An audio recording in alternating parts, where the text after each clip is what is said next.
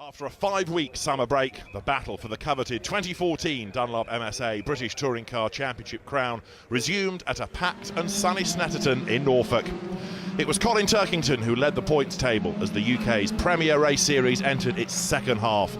But it was double champion Jason Plato who planted his MG on pole position for the first of the 3 action-packed showdowns. Turkington's BMW lined up second, with Sam Tordoff making it 2 MGs in the top 3. Behind them came former champs Matt Neal and Alain Menu. Neal's teammate Gordon Shedden was back in a lowly 11th, while defending champion Andrew Jordan had it all to do, starting from the pit lane after missing out on qualifying following a crash in Saturday's first free practice session. As the lights went out, Plato made the perfect start, with Turkington tucking in behind the MG. Behind them it was the VW of Menu that had slipped into third as Tordoff went all over the grass, kicking off some predictable first corner mayhem as the dust flew. There was further opening lap drama as Jack Goff and Mark Hines came together, sending the former Formula 3 champion spinning off the track. As Plato and Turkington made their getaway, Neal battled his way first past the Toyota of Tom Ingram, and then Menu into third. Aaron Smith was also on the move, squeezing inside Ingram and in the process opening the door for Adam Morgan's Mercedes and a grateful Shedden.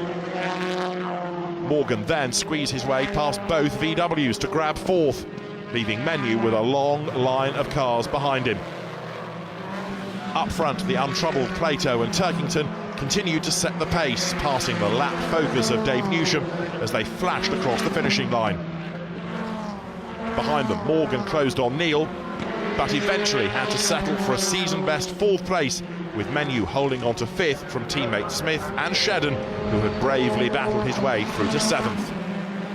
Andrew Jordan, meanwhile, fought his way through the pack to claim 16th spot, but still had a lot of work to do if he was to score points later in the afternoon.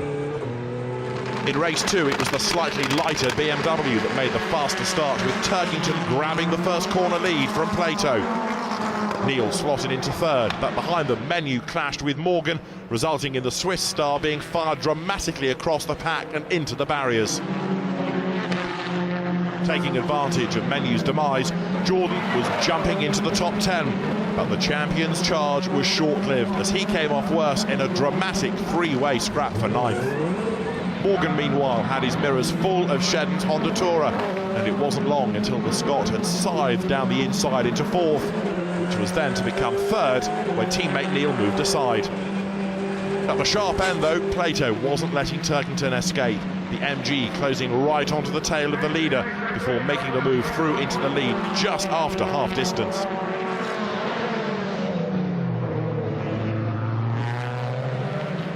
The BMW driver duelled it out, but eventually settled for a safe 2nd as Plato took his 85th career win, and more importantly, to make further inroads into the Ulsterman's championship lead. The 2 factory Hondas came home 3rd and 4th, with a recovering Jordan stealing 15th and the final championship point right on the finishing line.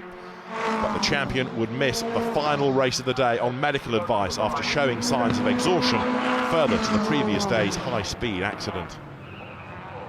With the top 8 reversed for the day's final showdown, Aaron Smith's VW was on pole, ahead of the 2 Airwaves Ford Focuses of Fabrizio Giovanardi and Matt Jackson. Previous pacesetters Plato and Turkington were further back in the pack. Smith made a good start with the 2 Fords tucking in behind. Morgan's Mercedes was in the mix too, before losing ground after contact from Neal's Honda. There was yet more drama in the midfield as Martin Depper got sideways and collected Nick Foster's BMW. After several attempts, Jackson finally managed to squeeze past his teammate into 2nd spot. At the same time, Turkington and Neal made contact, this time the Honda coming off worse. Back at the front, Smith was doing a great job to hang on to the lead, soaking up increasing pressure in a very impressive fashion from a longer and longer line of hard-charging adversaries.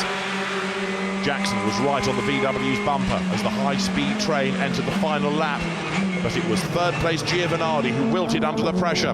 The Italian ran wide as Turkington, Plato and Neal all charged through. It was was the unflustered Smith, though, who hung on to score his second Btcc win of the season after what had been another epic encounter. Less than 6 seconds covering the top 10 as they flashed over the line. With the Btcc now heading to Knockhill in Scotland, Louise caught up with Gordon Shedden as the teams headed north for what are sure to be 3 more action-packed races. Well, Gordon, this weekend at Snetterton has provided some interesting racing, albeit possibly not the results that you would have wanted. Difficult weekend's probably the best way to put it, but you know, the handling of the Civic Tourer has been fantastic. It's been awesome on the brakes, but you need 3 elements, and one's been a little bit missing this weekend. But I've made the best of it that I could. Tough in qualifying. To qualify 11th, that meant I was always going to struggle, but you know, somehow managed to make some places, you know, in every race, and I take the positives out of that. Just frustrating that we don't seem to be able to quite fight at the ultimate at the moment. Well, if you're going to have 100% the support of the home crowd at the next round, because we're off to Knockhill.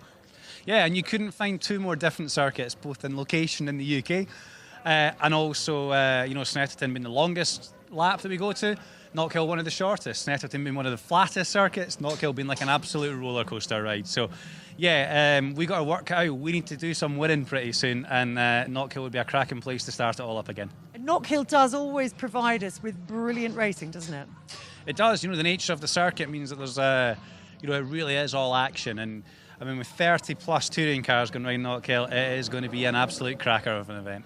Quite a setting as well. I mean, for the fans coming along, it's a beautiful location. Lovely, you know, 900 feet above sea level, beautiful views, and a lot going on this year. It's the 50th anniversary since Jim Clark won the British Touring Car Championship, so a massive Lotus presence with Cortinas and things, which would be pretty cool. And it's also the 40th anniversary of Knockhill as well. So you know, the place has changed a lot in 40 years, and you know, I'm really hoping for a kind of carnival atmosphere as the weekend goes on. Hopefully, with some silverware to cheer for me at the end of it. So it's going to be a busy weekend, I would imagine, because obviously it's a circuit where you work. Yeah, but you know, hopefully the sun shines. You know, the Scottish crowd love their motorsport, whether it's bikes, rallying, or circuit racing.